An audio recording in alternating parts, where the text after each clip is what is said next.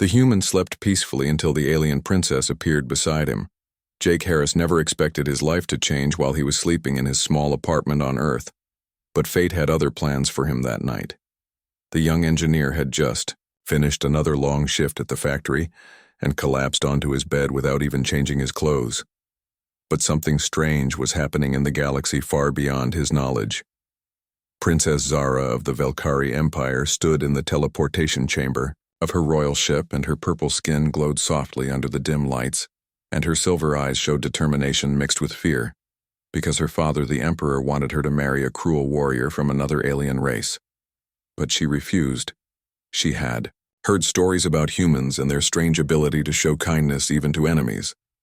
And the Velkari scientists had been studying Earth for years and discovered something amazing about human emotions and their capacity for love without political gains. Zara made a bold decision that night, and she would escape to Earth and find a human who could teach her about genuine feelings and maybe even help her understand why her heart felt so empty despite all her royal privileges. The princess activated the teleportation device and set coordinates for a random location on Earth, and bright blue light surrounded her body, and within seconds, she vanished from her ship. Jake was deep in sleep when a soft humming sound filled his bedroom, and blue light flashed across his walls, and suddenly the air shimmered and a figure materialized right next to his bed. The princess stumbled slightly as she landed in this new environment, and her long silver hair flowed down her back, and her elegant purple skin seemed to glow in the darkness, and she wore a simple white dress that looked nothing like the royal gowns she usually had to wear. She looked down at the sleeping human, and her heart raced with nervousness because this was the first human she had ever seen up close, and he looked so peaceful and vulnerable lying there. Jake stirred in his sleep and sensed something different in his room, and his eyes slowly opened, and he blinked several times thinking he was dreaming. But Zara was real, and she stood there frozen, and her silver eyes met his brown ones. For a moment neither of them moved, and Jake sat up slowly and rubbed his eyes. But the alien woman was still there, and watching him with a mixture of curiosity and fear. "Who are you?" and Jake whispered, and his voice rough from sleep. "I am Zara." And the princess replied softly, and her voice had a musical quality that seemed impossible, "and I need your help." Jake should have been terrified, but something in her eyes made him pause, and she looked lost and desperate and nothing like the scary aliens from movies. "Why me?" and he asked as he slowly got out of bed and kept a safe distance. "Because humans have something my people lost long ago." And Zara explained, and her hands trembled, slightly. "And you feel real emotions and real love, and I need to learn this before I am forced into a loveless union." Jake ran his hand through his messy hair and tried to process everything. And an alien princess was in his bedroom asking him to teach her about emotions, and this had to be the weirdest dream ever. "But this is not a dream." And Zara said, as if reading his thoughts, "And my father will send soldiers to find me, and I cannot return until I understand what my heart truly wants." Something in Jake shifted at those words, and he had spent his whole life working hard and never taking risks and never doing anything unexpected. But here was someone who needed help, and maybe this was his chance to do something meaningful. "Okay," and he said, "Finally, and I will help you, but you need to tell me everything." Zara's face lit up with relief and gratitude, and she began to explain her situation and how the Velkari Empire was built on political marriages and strategic alliances, and how emotions were seen as weakness, and how she felt like a prisoner in her own palace. Jake listened carefully and made coffee for both of them.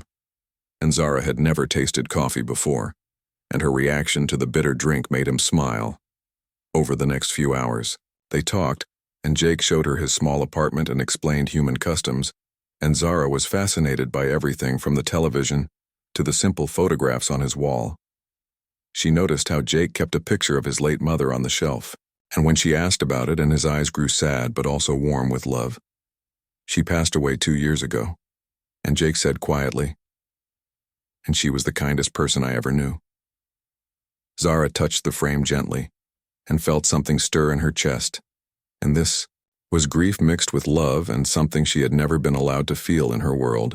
Days passed, and Jake called in sick to work, and he could not just abandon Zara, and they spent time together, and he taught her about human emotions through Simple things like watching old movies and walking in the park and sharing meals.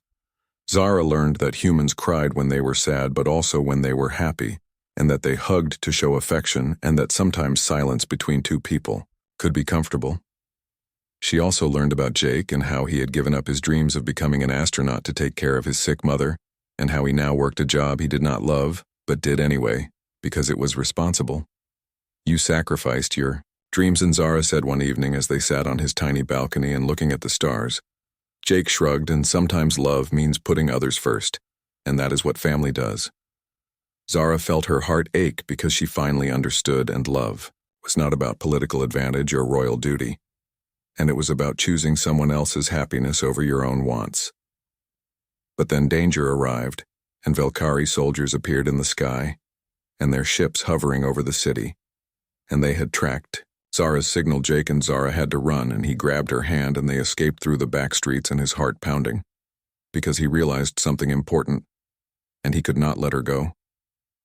They hid in an old warehouse and both breathing heavily, and Zara looked at Jake with tears in her silver eyes. "I understand now," and she whispered, "and I understand what my heart wants, and it wants freedom, and it wants choice, and it wants—" And she paused, and looking at him and you, Jake felt his own emotions overwhelm him. And in just a few days, this alien princess had changed everything, and she made him feel alive again, and made him want to dream again. "I will not let them take you," and he promised, and holding her hands. But Zara shook her head. "And I must return," and she said sadly, but now I know what to fight for, and I will not accept their marriage, and I will change my world, and even if it takes years." Jake understood, but his heart still broke.